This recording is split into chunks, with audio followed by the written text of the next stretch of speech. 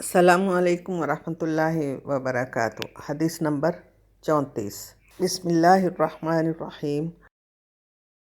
الحمد للہ رب العالمین والصلاة والسلام علی سیدنا محمد الرحمۃ للعالمین وخاتم النبیین۔ مشکوٰۃ المصباح کے حصہ کتاب الصوم 139 میں بخاری شریف کے حوالے سے سیدنا ابو ہریرہ رضی اللہ تعالیٰ عنہ سے مروی ہے کہ رسول اللہ صلی اللہ علیہ وسلم کے سامنے ہر رمضان المبارک میں ایک مرتبہ قرآن پیش کیا جاتا تھا، مگر جس سال آپ نے انتقال فرمایا اس والے رمضان المبارک میں آپ کو 2 بار قرآن سنایا گیا یا دہرایا گیا۔ قرآن پاک کا رمضان المبارک میں تلاوت کا خاص اہتمام اور تراویح میں قرآن پاک کا دور کرنا ساری امت مسلمہ کا مشترکہ محبوب عمل ہے، اور ساری امت مسلمہ انفرادی و اجتماعی طور پر اس عمل پہ متفق ہے۔ قرآن پاک دستور زندگی ہے، وہ زندگی کسی فرد کی ہو یا پوری امت کی۔ اس لحاظ سے قرآن پاک ایسا آئینہ ہے جس کو سامنے رکھ کر اپنے کردار کا رخ متعین کرنا ہی نجات کا ذریعہ ہے، اور اسی آئینے میں اپنی روحانی شخصیت کے خد و خال کا جائزہ لیا جا سکتا ہے۔ قرآن پاک پوری انسانیت کے لیے بھی ایک آئینہ کی حیثیت رکھتا ہے، جس میں ہر انسان کو اپنی شکل نظر آتی ہے۔ فیہ ذکرکم، اسی قد آدم آئینے میں ہر انسان اپنی پوری شخصیت کی ظاہری و باطنی اچھائی برائی کا جائزہ لے سکتا ہے، اور اس آئینے کے ساتھ ہر انسان کا سلوک ہی انسان کی عقل و فہم کا پیمانہ مقرر کر دے گا۔ آئینہ کے سامنے انسان اس لیے کھڑا ہوتا ہے کہ وہ اپنی خوبصورتی کو دیکھ کر خوش ہو، اس خوبصورتی کو قائم رکھنے کے لیے کوئی اقدام کرے، روزانہ جائزہ لے کہ کہیں اس خوبصورتی میں کمی واقع تو نہیں ہو رہی۔ اگر کچھ بھی فرق محسوس ہو رہا ہے تو فکر مند ہو کر اس کے ازالے کی کوشش کرے۔ اگر آئینہ برائی بتا کر سچ بول رہا ہے تو اس کے بیان پہ انسان کا رد عمل کیا ہونا چاہیے؟ آئینہ تو بے لاگ رائے دے رہا ہے۔ آئینے پہ غصہ کرنا، آئینہ بنانے والے یا اس کو انسان کے سامنے لانے والے سے جھگڑنا آئینے کی اصلیت پہ کچھ بھی اثر انداز نہیں ہو سکتا۔ اگر آئینہ کسی کی برائی دکھاتا ہے، دیکھنے والا اس میں آئینے کو قصوروار ٹھہراتا ہے اور آئینے سے منہ موڑتا ہے، اس کو نقصان پہنچانے کی کوشش کرتا ہے، تو وہ اپنی کم عقلی کا اعلان کرتا ہے۔ جب قرآن پاک نازل ہوا تو اس آئینے میں ہر کسی نے اپنی شکل دیکھی، کسی نے اپنے خوبصورت دل کو اور زیادہ حسن بخشا اور صدیق اکبر کہلایا، اور کسی نے اپنے دل کی بدصورتی کو دیکھ کر آئینے کو جھٹلایا، انا کا مسئلہ بنا کر دل میں بغض اور کینہ رکھا اور ابو الحکم سے ابو جہل کہلایا۔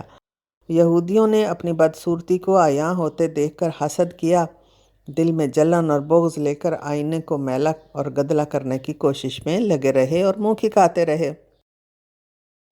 دوسری طرف مومنوں نے اس آئینے کی ہر بات کو مانا، اس میں اپنی شکل کو ہر زاویے سے پرکھا اور کامیابی کی راہ پہ گامزن رہے۔ قد افلح من زکاہا، اور جو اس آئینے کی بات سے انحراف کرتے رہے وہ ناکام رہے۔ وقد خاب من دساہا۔ آئیے اس رمضان المبارک میں اس آئینے کو اپنے سامنے رکھ کر اپنے حسن و جمال کا جائزہ لیں۔ آئینہ بہترین مخلص ناصح ہوتا ہے۔ قرآن نصیحت ہے جہاں سارے جہان کے لیے۔ وَلَقَدْ يَسَّرْنَا الْقُرْآنَ لِلذِّكْرِ فَهَلْ مِن مُدَّكِرٍ۔ نصیحت قبول کرنے کے لیے قلب سلیم کی ضرورت ہوتی ہے۔ صحت مند دل ہی نصیحت قبول کرنے کے قابل ہوتا ہے، اور نصیحت کی ضرورت ہمیشہ رہتی ہے، اس لیے کہ اپنی زندگی میں ہی جنت کی خوشخبریاں حاصل کرنے والے صحابہ کرام بھی خود کو نصیحت سے بے نیاز کبھی نہیں سمجھتے تھے۔ دل کی جو بیماری انسان کو نصیحت قبول کرنے سے دور رکھتی ہے وہ کینہ ہے۔ جب تک کافروں، مشرکوں، منافقوں کے دلوں میں کینہ رہا وہ ہدایت سے دور رہے۔ جس لمحے جس کے دل سے کینہ دور ہوا اور اس پاک لمحے میں نصیحت کانوں کے ذریعے دل میں اتری، کامیابی کی راہیں کشادہ ہو گئیں۔ آج یہ کامیابی کی راہیں ہر طرف سے بند نظر آ رہی ہیں۔ اس کی وجہ یہ ہے کہ قرآن پاک دلوں کی بہار نہیں بن رہا۔ دل میں بہار اس لیے نہیں آ رہی کہ قرآن پاک کو سکھانے والے اکثر دلوں میں کینہ و بغض کی گھٹن، تنگی اور حبس ہے۔ نصیحت و اصلاح سے خود کو بے نیاز سمجھنا ہے۔ بڑے برتن میں جیسا پانی ہوگا پیاسے لوگوں کو ویسا ہی پانی پہنچے گا۔ قرآن پاک ہاتھ میں اٹھا کر مسند درس و تدریس پہ تشریف رکھنے والے اس قرآنی آئینے میں اپنے دلوں کی میل کی موٹی تہوں پہ غور نہ کریں اور کینہ، حسد، تکبر، باہمی بغض و عناد، رقابت، دنیا طلبی جیسے موذی امراض سے چھٹکارا پائیں۔ اپنے دل کی تنگی دور کر کے ایک دوسرے کا ہاتھ پکڑیں، ایک دوسرے کی کمزوریوں کو آئینہ بن کر دور کریں۔ جب علماء کے دل روشن ہوں گے اور جب مومن علماء ایک دوسرے کا آئینہ بن جائیں گے تو دنیا روشن ہو جائے گی۔ اسی روشنی میں عوام کو آسانی سے رہنمائی ملے گی۔ باہم دلوں، گھروں، اداروں، ملکوں میں امن و سکون ہوگا انشاءاللہ۔ آئیے اللہ تعالیٰ سے دعا کریں، اے اللہ قرآن پاک کو ہمارے آنکھوں کی ٹھنڈک، دل کا سرور اور اعمال کا نور بنا دے۔ ہمیں قرآنی آئینے میں اپنی شخصیت کو دیکھنے، پرکھنے اور سنوارنے کی شوق اور رغبت عطا فرما دے۔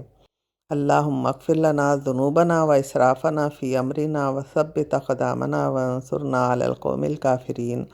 اللہم کفر عنا سیئاتنا وتوفنا مع الابرار۔ آمین۔ دعا کی طلبگار بشریٰ تسنیم۔ والسلام علیکم ورحمۃ اللہ وبرکاتہ۔